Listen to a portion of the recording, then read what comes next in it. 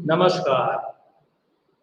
स्वयं Prabha DTH channel पर RC Lucknow IGNOU के द्वारा बीपीएससी 134 का जो यह पाठ्यक्रम संचालित किया जा रहा है, आज उसके खंड 4 के इकाई 14 क्षेत्रवाद और नव क्षेत्रवाद के संबंध में चर्चा की जाएगी।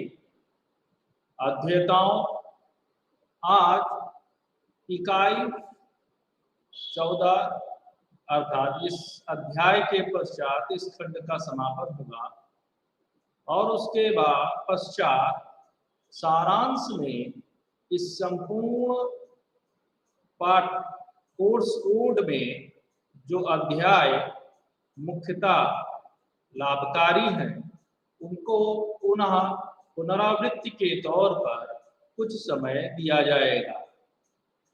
तो अध्येताओं, आज हम प्रारंभ करते हैं अंतर्राष्ट्रीय राजनीति में उभरते हुए एक नए विचार और संकल्पनाओं से, जिसे हम क्षेत्रवाद या नव क्षेत्रवाद के रूप में जान रहे हैं। प्रथम तो हम क्षेत्रवाद के बारे में चर्चा करते हैं। अंतर्राष्ट्रीय संबंध में क्षेत्रीयता का बड़ा महत्व है। इसी महत्व को दर्शित करने के लिए यह अध्याय है, क्योंकि आज के समय में विकास के लिए कई परिस्थितियां जिम्मेदार होती हैं। ऐसी परिस्थितियों के कई कारक होते हैं और इन कारकों के आधार पर क्षेत्रीय विशेषताएं या क्षेत्रीय व्यवस्थाएं भिन्न भिन्न होती हैं। इन्हीं के आधार पर क्षेत्रवाद का अध्ययन अंतर्राष्ट्रीय राजनीति में किया जा रहा है। देखिए, विश्व राजनीति में क्षेत्रवाद एक भौगोलिक क्षेत्र के देशों द्वारा सैन्य गतिविधि, राजनीतिक, आर्थिक और सामाजिक सांस्कृतिक वार्ता जैसे राज्य गतिविधि के विभिन्न क्षेत्रों में अधिक से अधिक सहयोग और समर्थन प्राप्त करने के प्रयासों को संदर्भित करता है। क्षेत्रवाद अक्सर एक विशेष क्षेत्र में राज्यों के बीच क्षेत्रीय एकीकरण और सहयोग है। इसका विकास 1980 के दशक के बाद से अधिक होने लगा है। अर्थात ये कहा जा सकता है कि क्षेत्रवाद अंतर्राष्ट्रीय राजनीति में विश्व के कुछ प्रमुख क्षेत्रों के विशेष कारकों के आधार पर उस क्षेत्र से जुड़े हुए राज्यों के मध्य विशेष अंतर संबंधों पर आधारित है। इसलिए क्षेत्रवाद का अध्ययन 1980 के पश्चात से अंतर्राष्ट्रीय राजनीति में किया जाने लगा। क्षेत्रवाद पड़ोस से संबद्ध एक भावना है। स्थानीय तौर पर जैसे हम अपने पड़ोसी के साथ एक विशेष संबंध रखते हैं और एक कॉलोनी में रहने के कारण हम स्वयं को एक कॉलोनी से संबद्ध मानते हैं और एक भावना हमारे अंदर विकसित हो जाती है। उसी आधार पर क्षेत्रवाद क्षेत्र के आधार पर अपने पड़ोसी राज्यों के साथ विशेष भावना के साथ संबंध स्थापित कर क्षेत्रीय सहयोग की प्रक्रिया में संलग्न होता है।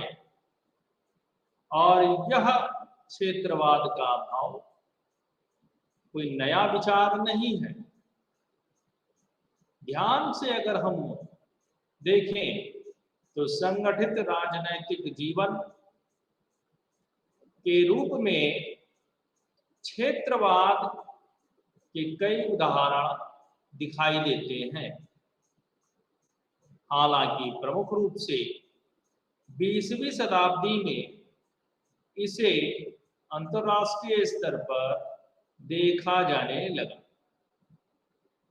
द्वितीय विश्व युद्ध के बाद यूरोप में कार्यात्मक दृष्टिकोण ने यूरोपीय महाद्वीप के बाद युद्ध के बाद पुनर्निर्माण में जो आर्थिक सहयोग की आवश्यकता और चुनौतियों को देखा, वह कार्यात्मक क्षेत्रों में सहयोग के रूप में क्षेत्रीय संगठन में रूपांतरित होने के लिए अधिक से अधिक सदस्यता और उपयोगिता प्राप्त करने लगा। इसकी शुरुआत क्षेत्रीय यूरोपीय आर्थिक समुदाय में यूरोपीय कोयला और इस्पात समुदाय के गठन के साथ हुई। 1960 के दशक के दौरान आर्थिक और व्यापार सांचे में राजनैतिक सहयोग सन्निवेश द्वारा यूरोप की विशिष्ट आवश्यकताओं के लिए कार्यात्मक दृष्टिकोण को ढालने का एक जोरदार प्रयास किया गया था। कार्यात्मकवादियों और नव कार्यात्मकवादियों के अलावा संघीय दृष्टिकोण के लिए सदस्यता लेने वालों ने भी व्यवहार कार्यक्रम के रूप में क्षेत्रवाद का समर्थन किया। अध्येताओं, मैं यह स्पष्ट करना चाहता हूं कि द्वितीय विश्व युद्ध के पश्चात कुछ ऐसी स्थितियां उत्पन्न हुई थी जिस परिस्थितियों के फलस्वरूप वैचारिक आधार के साथ साथ आर्थिक आधार पर बहुत से क्षेत्र या जिन्हें हम राज्य के रूप में नाम में जान सकते थे, वो आपस में अंतर संबंधित होने लगे और अपने सैन्य ताकत तथा आर्थिक वृद्धि के लिए स्वयं को एक संगठन के रूप में संगठित करने लगे। यह भावना कार्यात्मक दृष्टिकोण के आधार पर जानी जाती है, अर्थात कार्यों के आधार पर संगठन का निर्माण होने लगा। उस प्रक्रिया को जिस दृष्टिकोण से देखा गया उसे कार्यात्मक दृष्टिकोण कहा गया और जिसका बाद में नव कार्यात्मकवादियों ने थोड़ा संशोधन के साथ उसे स्वीकार किया। इसी के साथ साथ इस क्षेत्रीयता के प्रसार को कुछ संघीय दृष्टिकोण से देखा गया। संघीय दृष्टिकोण जो राज्यों को एक संघ बनाने के लिए प्रेरित करने वाला दृष्टिकोण है, उससे संबंधित है। अर्थात इसमें यह कहा जाता है कि राज्य स्वयं में एक संघ बनाकर एक शक्ति के रूप में स्वयं को स्थापित करना चाहते हैं। केवल और केवल कार्यात्मक और संघीय दृष्टिकोण में एक इतना जरा सा फर्क है कि वह कार्यों के आधार पर संगठन को संगठित होते देखता है, जबकि संघात्मक एक राजनैतिक अवधारणा के रूप में जानी जाती है। अध्येताओं, आगे बढ़ते हैं और क्षेत्रीयता और क्षेत्रीय सहयोग का जो महत्व है उसे हम उस विशाल क्षेत्र में, जिसे हम क्षेत्रवाद के रूप में यदि अध्ययन करना चाहें, तो उस विशाल क्षेत्र में क्षेत्रीयता और क्षेत्रीय सहयोग, एकीकरण और विकेंद्रीकरण की जरूरतों को पूरा करता है। एक विचार और परियोजना के रूप में क्षेत्रवाद का युग 3 महत्वपूर्ण सैद्धांतिक दृष्टिकोणों अर्थात कार्यात्मकवादी, नवकार्यात्मकवादी और संघीय दृष्टिकोण का समर्थन और वैधता प्राप्त करता है। यूरोपीय आर्थिक समुदाय यानी EEC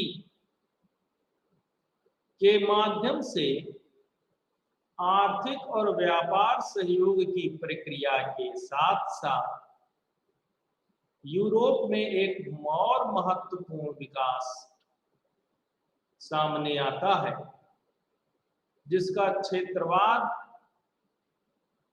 के एक प्रमुख उदाहरण के रूप में अध्ययन किया जा सकता है और जिसका एक संपूर्ण क्षेत्र के विभिन्न राज्यों पर बड़ा प्रभाव पड़ा। राजनैतिक सहयोग के लिए क्षेत्रीय संगठन के रूप में हम यूरोपीय परिषद को देखते हैं, जिसकी स्थापना सन 1949 में की गई थी। यह पहला क्षेत्रीय संगठन था जिसने 1961 में द यूरोपियन सोशल चार्टर के अलावा लोगों के नागरिक और राजनीतिक अधिकारों की रक्षा के लिए 1950 में मानव अधिकारों पर पहली बार कानूनी रूप से बाध्यकारी यूरोपीय समझौते को अपनाकर एक क्षेत्रीय मानवाधिकार प्रणाली की स्थापना की। इस प्रकार यूरोप की परिषद ने यूरोप में मानव अधिकारों, लोकतंत्र और कानून के शासन को बनाए रखने की दिशा में क्षेत्रवाद के प्रयासों को बताता है। कहने का तात्पर्य यह है कि यदि हम क्षेत्रीयता या क्षेत्रवाद के उदाहरण को देखें तो उसके अनुपम उदाहरण में यूरोपीय परिषद या यूरोपीय आयोग का उदाहरण है। अर्थात यूरोप के वह 25 देश जो आज यूरोपीय समुदाय के रूप में स्वयं को संगठित करते हैं, इनका इतिहास द्वितीय विश्व युद्ध के पश्चात से एक संगठन के रूप में होने लगा था और यह क्षेत्रवाद के एक नवीन विचार के आधार पर अपना आधार बना रहा था।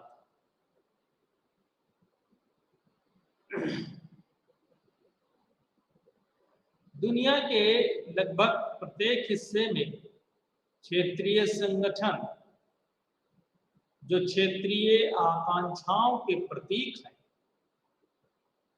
और क्षेत्रीयता के लक्ष्य को बनाए रखना चाहते हैं, उनके कुछ उदाहरणों में आसियान, सार्क, नाफ्टा आदि हैं। क्षेत्रवाद के विकास से संबंधित एक महत्वपूर्ण पक्ष यह भी है कि 1960 और 1970 के दशक के दौरान इसका क्षेत्र अपने चरम पर पहुंच गया था। इसके बाद थोड़ा समय यह मंद गति से चलता, किंतु 1990 के पश्चात क्षेत्रवाद की धारणा में पुनः प्रबलता स्थापित होती है और यह फिर से एक विशेष गति प्राप्त करता है, जो मुख्यतः आर्थिक और व्यापार के क्षेत्रों में या इन क्षेत्रीय सहयोग के आधार पर व्यापार की दृष्टि से विशेष सदस्यता और व्यापार के अधिमान्य नियमों के आधार पर नए व्यापार समूहों का उदय होता है। यह उन देशों के बीच अवश्य कुछ चिंता और आक्रोश पैदा कर रहा है जिनके हित इससे प्रभावित होते हैं। इस प्रकार क्षेत्रवाद को नव क्षेत्रवाद के रूप में जाना जाता है। कहने का तात्पर्य यह है कि 1990 के बाद क्षेत्रवाद की धारणा में राजनैतिक धारणा के से अधिक महत्व आर्थिक और व्यापारिक सहयोग को दिया जाने लगा और यह ही नव क्षेत्रवाद के रूप में इसे जाना जाता है। अध्येताओं, अब हम क्षेत्रवाद के लिए जो रिस्पॉन्सिबल फैक्टर्स हैं उसके बारे में कुछ चर्चा करें, क्योंकि इन फैक्टर्स से हमें यह ज्ञात होता है कि क्षेत्रवाद आखिर क्यों है एंड व्हाई इट्स ओरिजिनेट, इसका उद्भव क्यों हुआ। इन क्वेश्चंस पर जब हम आगे विचार या दृष्टि रखते हैं तो पाते हैं कि क्षेत्रीयता यानी रीजनलिज्म उन मुद्दों से संबंधित है जो एक क्षेत्र के लिए विशेष रूप से रेलिवेंट है और एक ग्लोबल इश्यूज या प्रॉब्लम के विषय नहीं होते हैं। बहुत महत्वपूर्ण चीज ध्यान में देखने की ये है कि जो रीजनल इश्यूज हैं वो एक स्पेशल या पर्टिकुलर इश्यूज होते हैं एंड वो डिफरेंस ग्लोबल इश्यूज से रखते हैं। सो जो ग्लोबल इश्यूज है, जो वैश्विक चिंताएं हैं, वो क्षेत्रीय चिंताओं से कुछ अलग हो सकती है। ऐसा नहीं है कि वह बिल्कुल ही अलग होंगी, किंतु कुछ अलग हो सकती हैं। इसी आधार पर क्षेत्रीयता का विकास हुआ। जैसे अभी पूर्व के उदाहरण में यूरोपीय समुदाय के बारे में बात की गई है, तो यूरोपीय समुदाय के अंतर्गत या यूरोप के अंतर्गत आने वाले जो देश हैं उनकी कुछ क्षेत्रीय प्रॉब्लम्स हैं या कुछ क्षेत्रीय एकीकरण के होने की संभावना के कुछ फैक्टर्स हैं जो उन्हें दुनिया के अन्य क्षेत्रों से अलग कर देते हैं। तो ऐसी स्थिति में क्षेत्रीयता की एक भावना दृढ़ हो जाती है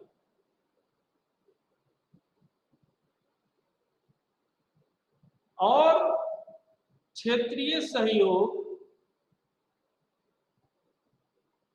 जब आपस में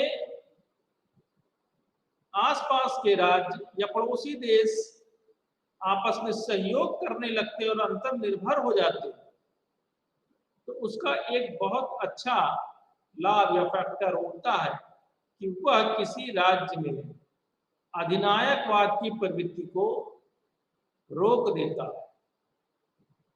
क्योंकि अधिनायकवाद की जैसे ही प्रवृत्ति आती है, ऐसे ही उसी समय दूसरे राज्यों के मध्य के सहयोग के भाव कम होने लगते।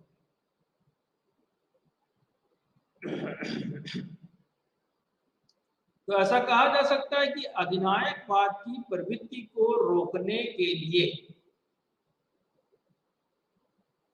क्षेत्रवाद के अंतर्गत आने वाले राज्य और राष्ट्र आपस में एक सहयोग की डोर बांध लेते हैं, जैसा कि द्वितीय विश्व युद्ध के पश्चात हुआ। द्वितीय विश्व युद्ध के पूर्व जर्मनी और इटली जो धुरी राष्ट्र थे, वहां अधिनायक वाद या तानाशाही व्यवस्था हो गई, जिसने उस संपूर्ण यूरोपीय क्षेत्र के एक राज्य को राष्ट्र के रूप में भावना संचारित करते हुए उसे यूरोप के अन्य देशों के से काट दिया, अलग कर दिया। ऐसी ही व्यवस्था से अलग होकर क्षेत्रीयता की भावना अग्रसरित हुई और यह मानने लगी कि अधिनायकवाद को रोकने में भी यह एक फैक्टर है। एक वैश्विक संदर्भ में भी क्षेत्रीयता क्षेत्रीय आकांक्षाओं को आवाज प्रदान करती है। कहने का मतलब है कि ग्लोबल प्लेटफॉर्म पे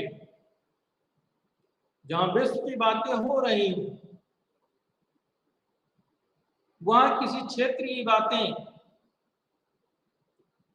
धीमी न रह जाएं, इसलिए किसी क्षेत्र विशेष से संदर्भित रहने वाले राज्य आपस में एक संगठन बनाते हैं और वैश्विक मंच पर अपने क्षेत्र से संबंधित समस्याओं को रखते हैं। कहते हैं ना कि संगठन में शक्ति होती है। इसी मूल मंत्र को क्षेत्रीयता के भावना के साथ जोड़ा जा सकता है। अफ्रीकी संघ या यूनियन ने लंबे समय तक अफ्रीकी राष्ट्रवाद और अफ्रीकी भाईचारे के विचार को आवाज दिया है। यह क्षेत्रीय चुनौतियों और क्षेत्रीय संगठनों को सहयोग का मौका देकर संघर्ष की समस्याओं के क्षेत्रीय समाधान को बढ़ावा देता है। क्षेत्रीय सहयोग के माध्यम से संघर्ष को रोकने में मदद करता है। अर्थात यहाँ पर आप क्षेत्रवाद या क्षेत्रीयता के फैक्टर्स के साथ साथ उसकी उपयोगिता को भी देख रहे हैं। क्षेत्रवाद की कुछ अपनी विशेषताएं भी हैं और यह विशेषताएं उसकी प्रक्रिया की रूप में। अगर हम क्षेत्रवाद की विशेषताओं को देखते हैं तो इसके 3 रूप पहचाने जा सकते हैं और जो आर्थिक, राजनीतिक और रणनीतिक। कहने का तात्पर्य है कि आर्थिक विशेषताओं या आर्थिक आधार पर, आर्थिक समस्याओं के आधार पर या आर्थिक सहयोग के आधार पर एक प्रक्रिया के तहत क्षेत्रवाद का विकास होता है। इसी प्रकार दूसरा जो आयाम है वह राजनैतिक है, अर्थात राजनैतिक संबंधों के आधार पर, राजनैतिक छवि विकसित करने के आधार पर, लोकतंत्र जैसे विचार को प्रमुखता देने के आधार पर, या पड़ोसी राज्यों में लोकतंत्र है, उस लोकतंत्र को और पल्लवित करने के लिए समर्थन देने के उद्देश्य से और एक ही शासन प्रणाली होने के कारण आपस में राजनैतिक एकता स्थापित होने की संभावनाओं के आधार पर व्यक्तिगत स्वतंत्रता, उदार दृष्टिकोण आदि जैसे राजनैतिक मूल्यों को साझा करने के आधार पर राजनैतिक क्षेत्रवाद बनता है। इसी प्रकार यदि हम इसके तीसरे आयाम को देखें तो वह रणनीतिक क्षेत्रवाद के रूप में। रणनीतिक क्षेत्रवाद किसी क्षेत्र विशेष में क्षेत्र के राज्यों के मध्य या विभिन्न देशों के मध्य अपनी सैन्य क्षमता को विकसित करने के लिए, अपनी सुरक्षा को बढ़ाने के लिए एक रणनीतिक साझेदारी करता है। और ऐसी रणनीतिक साझेदारियां द्वितीय विश्व युद्ध के पश्चात सैन्य संगठन के रूप में आई हैं, जिन्हें हम नाटो और वार्सा के रूप में जानते हैं। नाटो उत्तर अटलांटिक संधि संगठन है जिसमें अमेरिका, ब्रिटेन, फ्रांस और पश्चिमी यूरोपीय देशों ने संगठित होकर एक संगठन बनाया, जिसका मुख्य आधार या मुख्य संगठन बिंदु था कि किसी एक पर किया गया हमला पूरे सदस्यों पर किए गए हमले के रूप में जाना जाएगा। तो यह एक रणनीतिक साझेदारी है जो कि यूएसएसआर के अगेंस्ट में हुई, यानी साम्यवादी विचारों को रोकने के रूप में एक स्ट्रेटजिक रणनीतिक साझेदारी के रूप में आई, और जिसने एक संगठन बनाया और इस संगठन ने एक क्षेत्रीयता का भाव पैदा किया, जिसके काउंटर में वार्सा पैक्ट है। इस प्रकार हम देखते हैं कि पारंपरिक अर्थों में क्षेत्रवाद मुक्त व्यापार क्षेत्र से आम बाजार से आर्थिक समुदाय और आर्थिक समुदाय से आर्थिक क्षेत्र तक वृद्धिशील प्रगति के एक परिचित मार्ग का अनुसरण करता है। कहने का मतलब यह है कि क्षेत्रवाद जो कि एक ऐसा क्षेत्र विकसित करना चाहता है जहां आर्थिक व्यापार के लिए कोई प्रतिबंध ना हो, व्यक्ति एक जगह से दूसरी जगह जाकर अपना व्यापार कर सके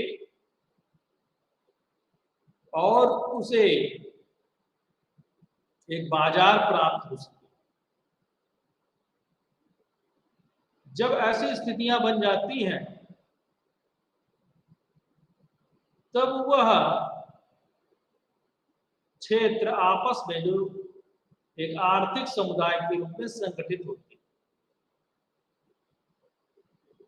फिर वह आर्थिक समुदाय के रूप में इस बात पर विचार करते हैं कि क्यों ना हम इस क्षेत्रीय बड़े से क्षेत्र को आर्थिक क्षेत्र के रूप में तब्दील कर लें। अर्थात क्षेत्रीयता भी एक यात्रा है जो एक छोटे से क्षेत्र से शुरू होती है या एक राज्य से शुरू होती है और सहयोग, व्यापारिक हितों, सैन्य सहयोग, सुरक्षा आदि के आधार पर विस्तार करते हुए एक बड़े परिवार के रूप में संगठित होती है। आगे हम नव क्षेत्रवाद के रूप में चर्चा करेंगे जो कि 1990 के दशक में क्षेत्रीयता के पुनरुत्थान के साथ हुआ। अर्थात एक नया कलेवर आ रहा है जो 1990s यानी शीत युद्ध के समाप्ति के पश्चात, जिसे हम शीत युद्धोत्तर काल कहते हैं, और तब वैश्विक समस्याएं भी बदल चुकी हैं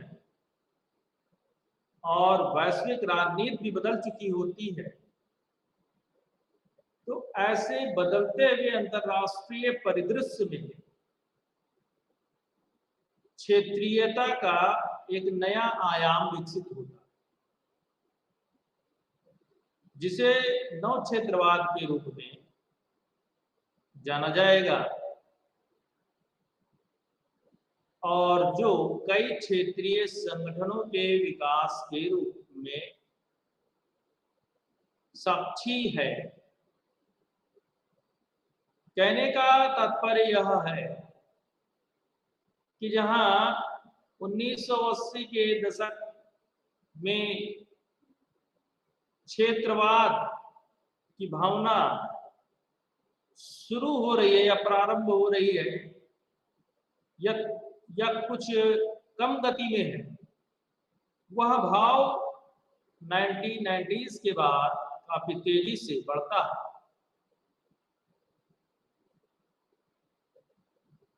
किंतु जो फर्क है वह यह है कि पूर्व का जो क्षेत्रीयवाद है वह वैश्वीकरण इशूज से स्वयं को सेपरेट रखते हुए लोकल या रीजनल इशूज पर है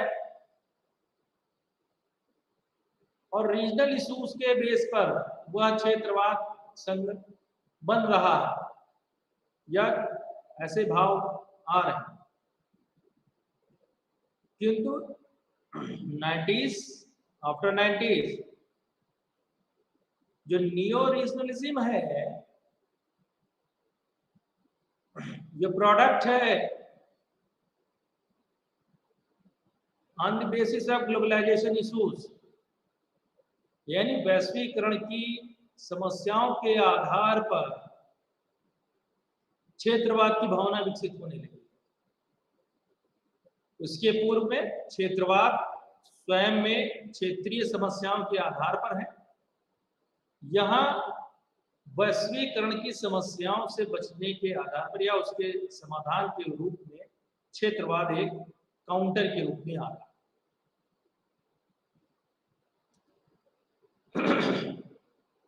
क्षेत्रीय और वैश्विक स्तर पर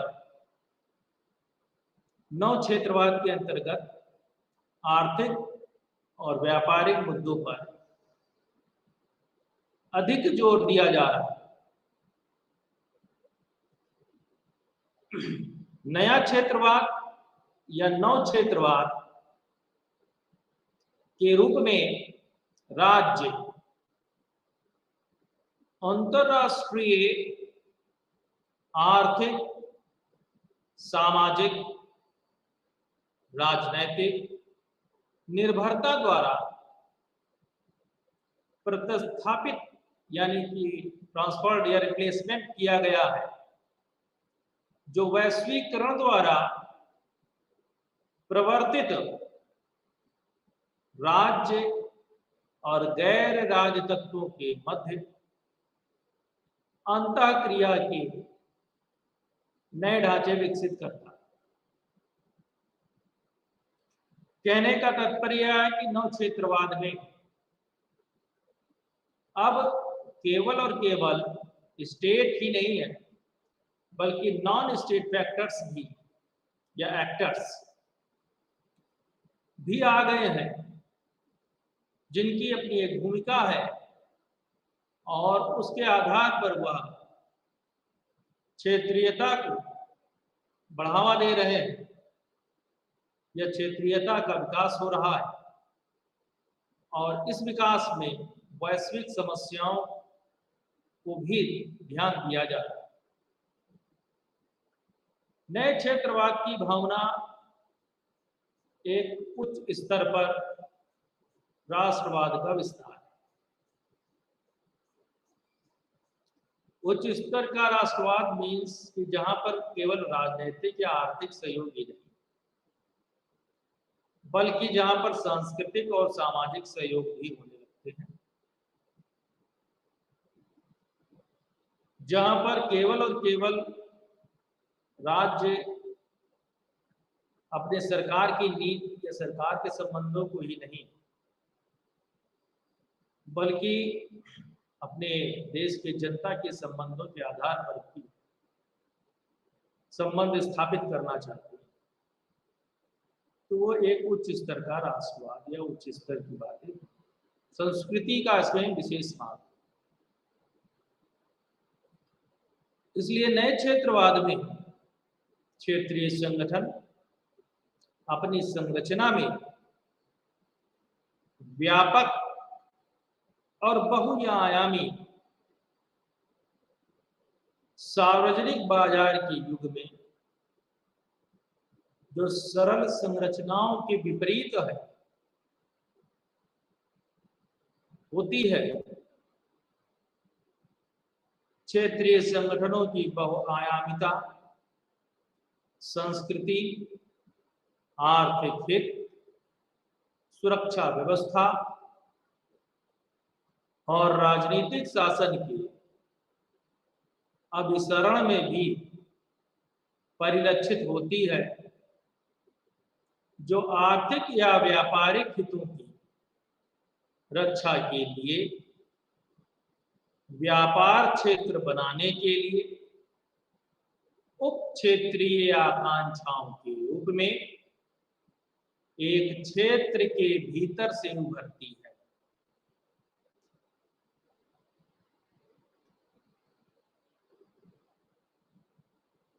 किंतु क्षेत्रीय संगठन के प्रासंगिकता और उपयोगिता पर भी प्रश्न किए गए हैं। आलोचकों ने कहा है कि क्षेत्रीयता पर अत्यधिक जोर देने से क्षेत्र के भीतर बड़ी शक्तियों द्वारा अधिक वर्चस्व को बढ़ावा देने वाली प्रवृत्ति विकसित होती है। कहने का मतलब यह है कि जब हम क्षेत्रवाद को अधिक महत्व देते हैं, तो उस क्षेत्र के अंतर्गत जो बड़े राज्य या बड़े देश या बड़ी शक्तियां हैं, वह अपने पड़ोसी या अपने छोटे देशों पर वर्चस्व स्थापित कर लेते हैं। ऐसे ही क्षेत्रीय संगठन क्षेत्रीय संघर्षों को हल करने में भी विफल रहे हैं। जिन आधार पर भी क्षेत्रवाद की आलोचना की गई, यह भी कहा गया कि क्षेत्रवाद संगठन को एक बंद संगठन बना देता है, अर्थात अब उस संगठन से निकलकर एक वैश्विक स्तर पर जाने की संभावनाएं क्षीण हो जाती हैं।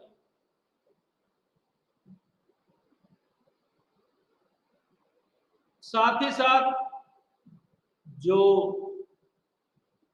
बड़ी शक्तियां हैं वह अपने क्षेत्र में के अंतर्गत आने वाले छोटे राज्यों पर किसी भी अन्य शक्तियों के प्रभाव को देख नहीं पाती या स्वीकार नहीं कर पाती और उसे स्वयं के ऊपर का खतरा बताकर ऐसे छोटे राज्यों पर अपना प्रभाव और वर्चस्व स्थापित करती हैं, जिससे उनकी प्रगति रुक जाती है। जैसा कि चीन की सरकार ने कंबोडिया में किया और अपने रणनीतिक फायदे के लिए कभी भी बाह्य तत्वों या बाह्य राज्यों को उनके हितों के साथ समझौता करने नहीं। क्षेत्रीयता अंतर क्षेत्रीय या निर्जातीय राष्ट्रीय संघर्ष को बढ़ावा दे सकती है।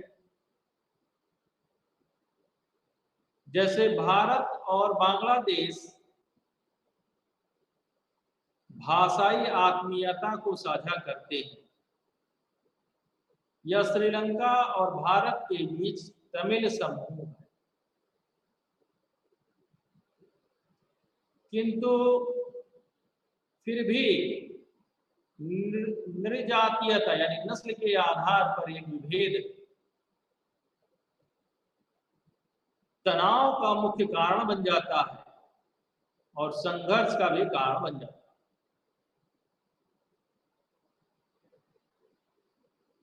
इसी प्रकार नव क्षेत्रवाद के खिलाफ आर्थिक तर्क दिए गए और यह आरोप लगाया गया है कि क्षेत्रीय व्यापार गुट अपनी अर्थव्यवस्थाओं पर वैश्विक प्रतिस्पर्धा और अस्थिर बाजार के एक प्रतिकूल प्रभाव के गुट के रूप में संरक्षणवाद का सहारा लेते हैं। किंतु उपरोक्त आलोचनाओं के बावजूद भी क्षेत्रवाद और नव क्षेत्रवाद के कई समर्थक सुझाव देते हैं कि आलोचनाएं और आशंकाएं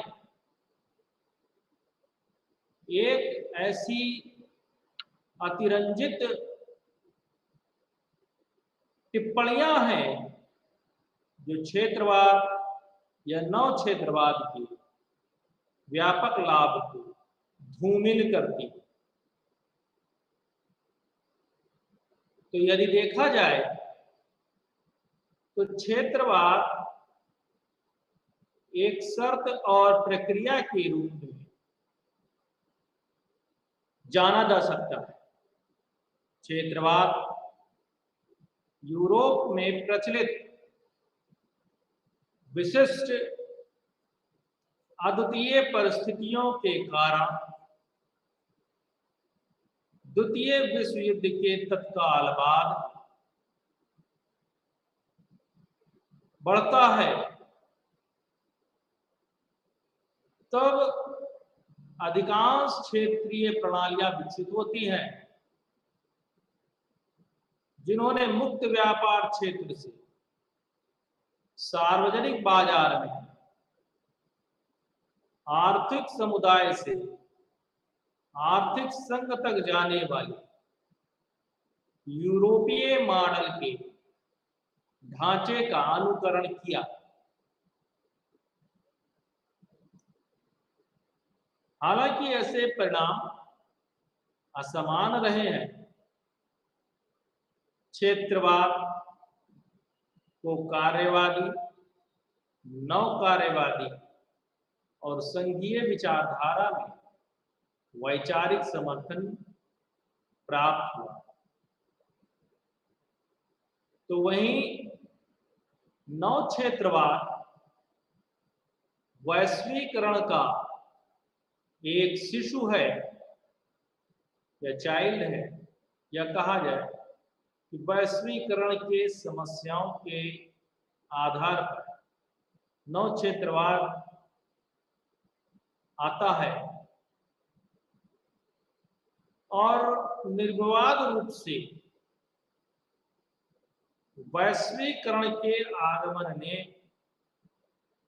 क्षेत्रीयता को नए अवतार के रूप में स्थापित किया।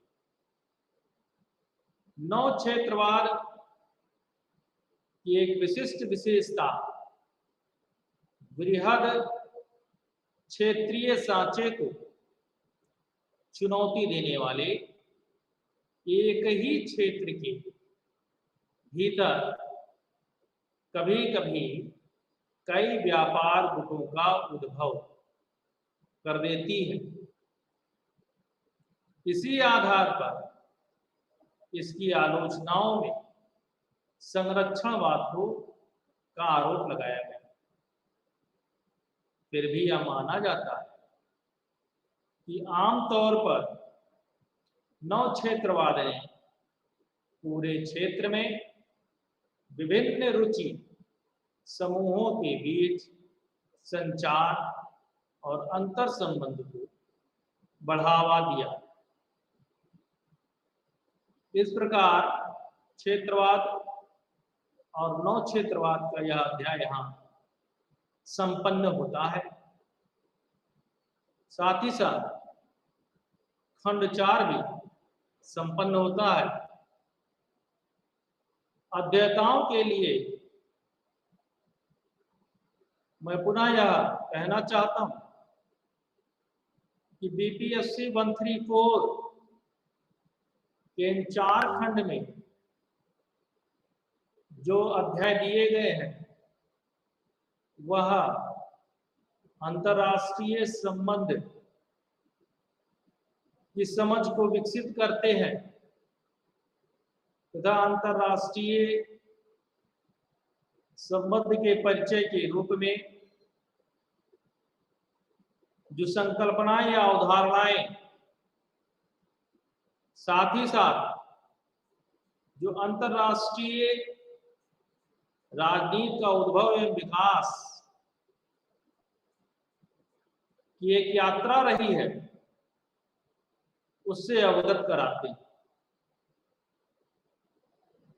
इनके मुख्य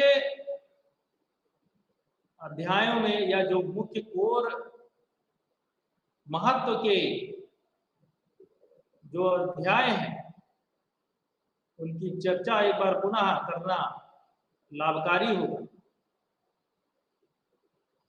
जिसमें वैश्विक व्यवस्था का विकास यानी कि किस प्रकार हम एक अंतरराष्ट्रीय संबंध, अंतरराष्ट्रीय राजनीति की दुनिया में प्रवेश कर चुके हैं। कहने का अर्थ है कि आज हम केवल अपने तक सीमित नहीं है, ना ही अपने परिवार तक और ना ही अपनी ही सोसाइटी तक और ना ही अपने देश तक। अर्थात आज मनुष्य का या हर एक नागरिक का जीवन वह प्रत्यक्ष या अप्रत्यक्ष रूप से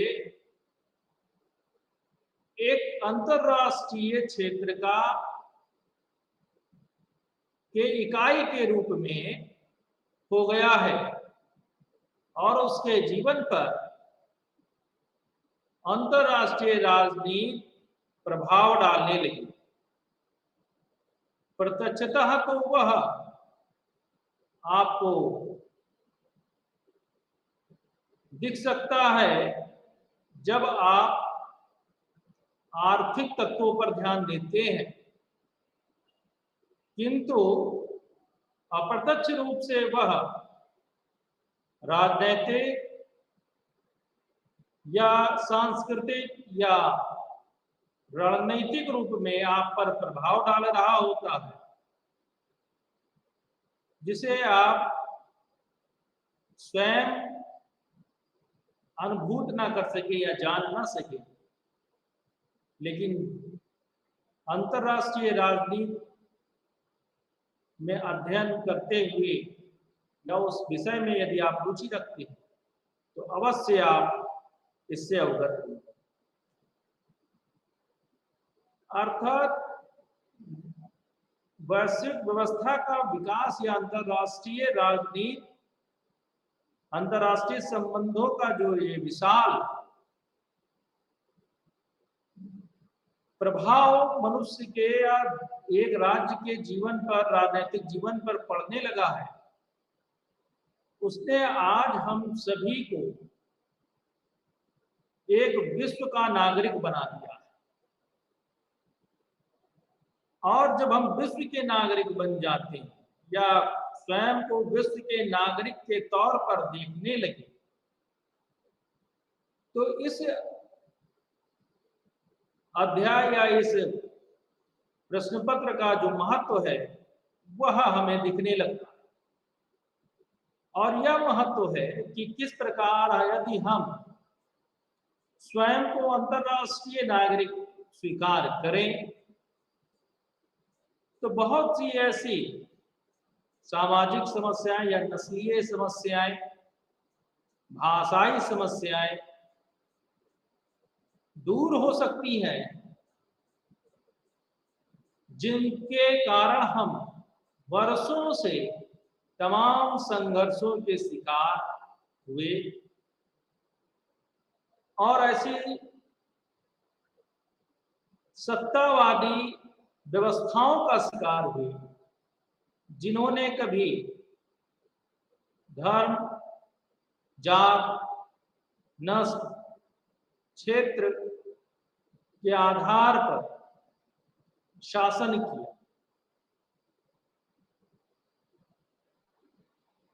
किंतु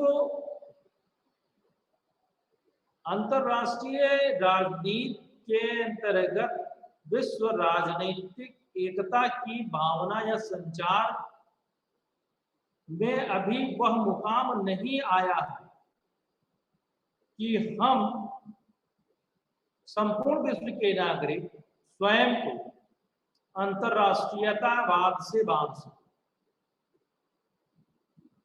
किंतु हम उस सफर पर हैं और उसी व्यवस्था या उसी सफरनामे को इस कोर्स कोड के इकाई 3 में बहुत ही व्याख्यात करके बताया है। कहा गया कि जब कभी हम खानाबदोश या आदिम जीवन व्यतीत करते थे तो वहां से निकलकर हमने शहरी जीवन या शहरी सभ्यता में प्रवेश किया। जब हम शहरी जीवन में आ गए तो हमने उसे सभ्यता का नाम, अर्थात एक संस्कृति विकसित होने लगी और संस्कृति ने हमको सभ्यता के रूप में विकसित किया। यह सभ्यताएं भी वर्तमान विश्व में कई क्षेत्रों में थी। ऐसा नहीं है कि ये सभ्यताएं किसी एक क्षेत्र में ही विकसित रही हों या आई हो, अर्थात लगभग एक समय काल पर देखा जाए तो सभ्यताएं विश्व के कई क्षेत्रों में उद्भूत हुई। इनके प्रथम आगमन या बात के आगमन पर एक राय आज उपलब्ध साक्ष्यों के आधार पर यदि कही जाती है तो यह आवश्यक नहीं है कि वह सत्य है और वह आगे परिवर्तित नहीं होगी। जो मुख्य बिंदु वह यह है कि हमें यह स्वीकार करना है कि विश्व में तमाम सभ्यताएं समय समय पर विकसित हुई हैं और वह आदिम जीवन से निकलकर शहरी जीवन की ओर प्रेरित होने के कारण, अर्थात सभ्यताएं विकसित होती रही हैं। एक ट्रांसफॉर्मेशन हुआ आदिम जीवन से निकलकर शहरी जीवन। अब शहरी जीवन से ट्रांसफॉर्मेशन होता है और हम बड़े बड़े एम्पायर या साम्राज्य के रूप में ट्रांसफॉर्म्ड होते हैं। इसके पश्चात हम आगे बढ़ते हैं और विभिन्न सभ्यताओं में आपस में आवागमन होता है और आवागमन से हम एक ऐसी यात्रा पर निकलते हैं जो वैश्विक या ग्लोबलाइजेशन के तौर पर आज उपस्थित हो रही है। यानी ये बहुत बड़ी एक यात्रा है जिस यात्रा को हम लोगों ने पूरा किया है या मानव सभ्यता ने पूरा किया है और उसमें तमाम कारणों ने या तमाम कारकों ने उसमें अपना सहयोग दिया। तो यदि इस बात को गंभीरता से ध्यान किया जाए कि मनुष्य का जीवन एक आदिम जीवन कहीं था, वहां से वह सभ्यता की जीवन की ओर अग्रसर हो रहा है, तो ऐसे सभ्य जीवन की ओर अग्रसर होते हुए क्यों ना हम एक ऐसी व्यवस्था को स्थापित कर लें जो वैश्विक व्यवस्था के रूप में हो या अंतरराष्ट्रीयता के स्तर के रूप में हो और ऐसी व्यवस्थाओं तक पहुंचने के मध्य का जो अंतरराष्ट्रीय राजनीति है और संबंध है उसका अध्ययन किया जाए, जिसका महत्व यह है कि हमें यह ज्ञात हो सकेगा कि जो भी राजनीति या जो भी संबंध हम एक सामाजिक जीवन के प्राणी होने के नाते अपने समाज के मध्य पाते हैं या अपने क्षेत्र में पाते हैं या अपने राज्य में पाते हैं, वही समस्याएं हम आगे चलकर क्षेत्रवाद या वैश्विक स्तर पर भी पाते हैं। ऐसी स्थिति में क्यों ना हम अपने को ऐसे छोटे छोटे या छद्म समस्याओं या सामाजिक समस्या, धार्मिक समस्याएं, आर्थिक समस्याएं, सांस्कृतिक समस्याएं, इनको नजरअंदाज करके इन्हें दूर करके स्वयं को एक वैश्व नागरिक के रूप में स्थापित कर लें और एक ऐसे विश्व संसद की संकल्पना को साकार करें जैसा कि द्वितीय विश्व युद्ध के बाद संयुक्त राष्ट्र संघ के रूप में स्थापित हुआ। तो हम बहुत सी समस्याओं को सामूहिक रूप से दूर कर सकते हैं या ऐसी समस्याएं जो हमारे ऊपर सामूहिकता के साथ प्रभाव डालती हैं उन्हें दूर कर सकते हैं, जैसे पर्यावरण और जनसंख्या अत्यधिक विकास। यह वह समस्याएं हैं सस्टेनेबल डेवलपमेंट के रूप में जो जानी जाती है, जिन पर आज हमारा ध्यान अवश्य होना चाहिए। यह कोर्स कोड हमें उसी वैश्विक समस्याओं से सबको दूर करने के लिए एक आधार पाठ्यक्रम के रूप में है, जिसका आज समापन होता है और हम आगे फिर कभी। नमस्कार।